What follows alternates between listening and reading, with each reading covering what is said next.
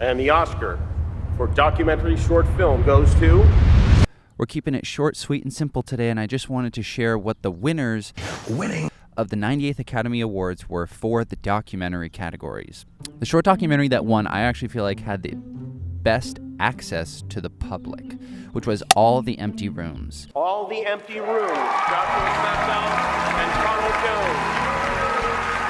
Jones. So All the Empty Rooms won the short documentary category, and it's actually expected, in my opinion. That's one I thought was going to win. And the feature documentary that won at the 98th Academy Awards was Mr. Nobody Against Putin. David Borenstein, Pavel Telenkin, Ellie Faber, and Elzbieta Karaskova.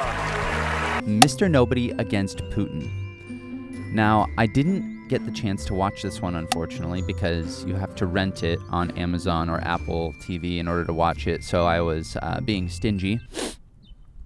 But I thought The Alabama Solution was going to win because I watched that one, and holy so powerful, such a pertinent issue in the United States. However, I think that one has a ton of steam behind it. I think it just getting nominated was all it needed, if you will. So Mr. Nobody Against Putin winning is on trend.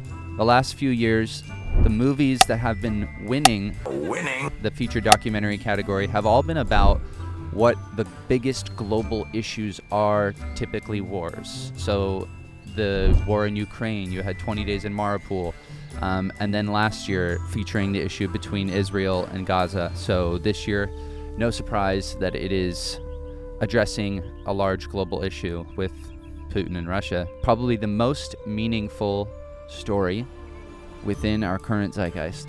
I will say that All the Empty Rooms, I feel like, deserves a little bit more credit, a little bit more attention than it's currently getting. I think sharing the stories of the victims was a really powerful angle that is definitely underdone in the world of tragedy in regards to school shootings in the United States. I don't know if anybody watching this has ever experienced Rachel's Challenge growing up. When I was in 6th grade, Rachel's Challenge came to our school to share about Columbine and the specific girl that passed away in that experience named Rachel.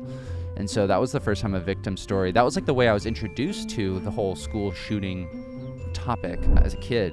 And it was very powerful. It's what I remember, Rachel. So I just think sharing more stories about the people that are unfortunately losing their lives in those situations, those are the people, the stories we should be remembering and sharing. So anyways, that's my little 2 cents on that. All the Empty Rooms, check it out, worth a watch.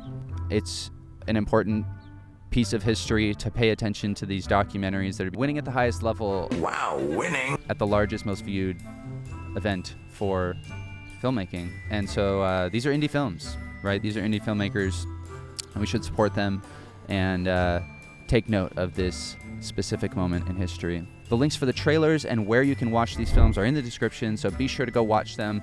Amazon Prime and Apple TV, you can rent Mr. Nobody Against Putin, and All the Empty Rooms you can watch on Netflix. So, oh yeah, also, I know that YouTube is going to be where the Academy Awards are streamed in 2029.